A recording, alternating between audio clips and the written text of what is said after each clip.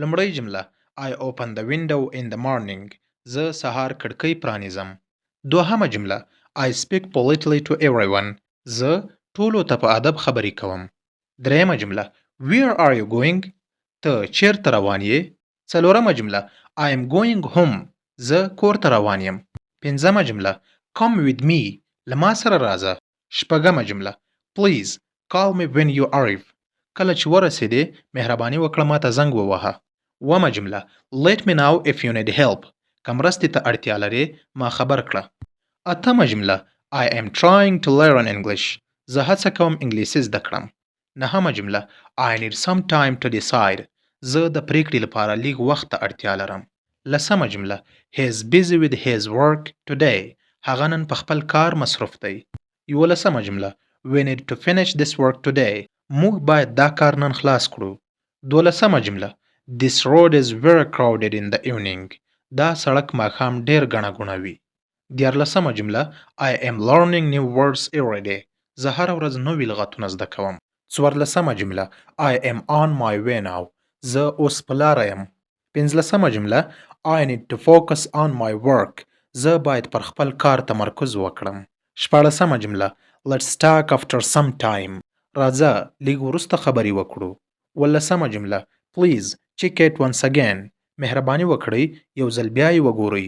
اتلسمه جمله I will handle this myself.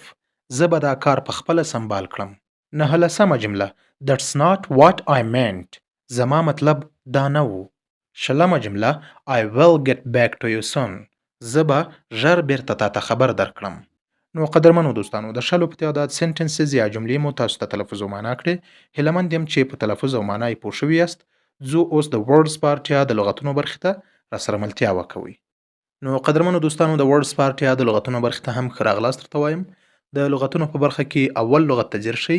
country هیواد، nation ملت، state دولت، homeland وطن، territory خاوره، border پوله، capital پلازمینه، flag بیرغ، anthem ملي سرود، government حکومت.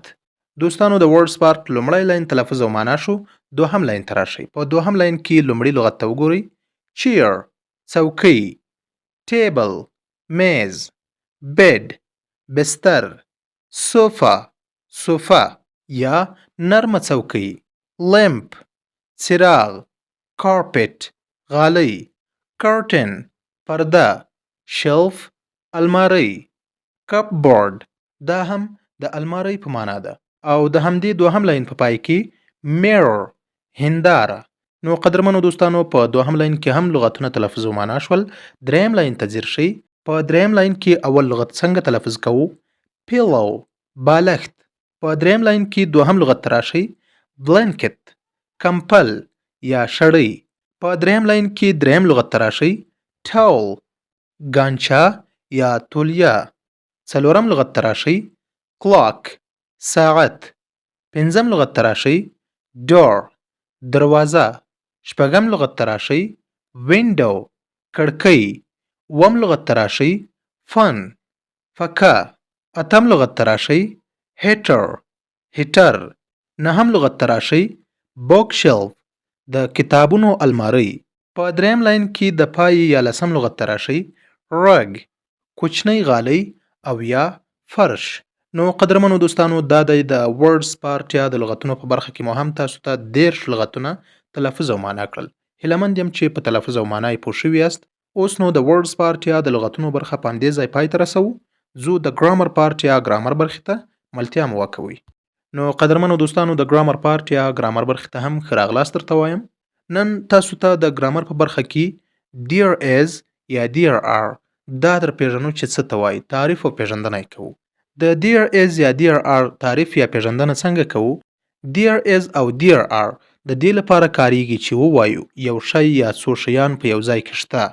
کارېدنه dear is د یو شي یا نشمېرېدونکي شي لپاره راځي او dear are د څو شیانو لپاره کارول کیږي. په همدې تعریف د سم پوهېدو لپاره موږ تاسو ته مثالونه راخستي دي چې لومړی جمله یې څنګه کړې ده. There is a book on the table. یعنی په پښتو کې معنا پر میز یو کتاب شته. د there is دوهم مثال ته راشئ. There is water in the glass. په ګیلاس کې اوبه شته.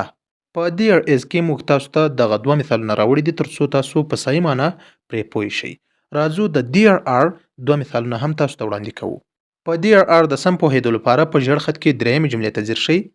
There are two students in the class. په ټولګي کې دوه زده کوونکي شته. یا دغه ژړ خط کې اخیری جملې ته ځیر شئ. There are many trees here. دلته ډېرې ونې شته. نو قدرمنو دوستانو د مشال کورس په 11مه برخه کې مو د انګلیسي ژبې د زده کړې په موخه د ګرامر په برخه کې همدا there is او there are مو تاسو ته تعریف او پیژندل چې څه ته وایي او په کوم ځای کې د استعمال وړ دي. نو خوږو او قدرمنو دوستانو له تاسو نه هم یوه نړۍ مننه کوم چې د مشال کورس د انګلیسي ژبې د زده کړې په موخه مو 11مه برخه تر پایه را سره تعقیب کړه. او زموږ د مشال کورس په همدې چینل کې به تاسو ته 22مه برخه هم ډېر ژر اپلوډ شي ان شاء الله. مننه کوم کور مو ودان چې زموږ سره یاست او زموږ درسونه تعقیبوي. او قدرمنو دوستانو یوه خبره چې یادول ډیر ضروری دي. تاسو کولی شئ چې زموږ د مشال کورس د یوټیوب چینل تدریسي ویډیوګانې له خپلو ملګرو سره شریک کړئ. او همداسې که مو زموږ د مشال کورس د یوټیوب چینل سبسکرایب کړی نه وي کولی شئ چې هلته لاړ شئ او د سبسکرایب تڼۍ در سره کلیک کړئ ترڅو زموږ هره نوې درسي اپلوډ شوې ویډیو ستاسو مخې ته راشي. نو قدرمنو دوستانو دا چې د مشال کورس د انګلیسي ژبې د زده کړې په موخه د 11مې برخې د درس پای ته رسیدلی یو. موږ ته راکړئ په همدې ځای اجازه. تاسو چې هر چیرته یاست لوی الله جل جلاله مو مل شه. کامیاب او سرلوړي اوسئ.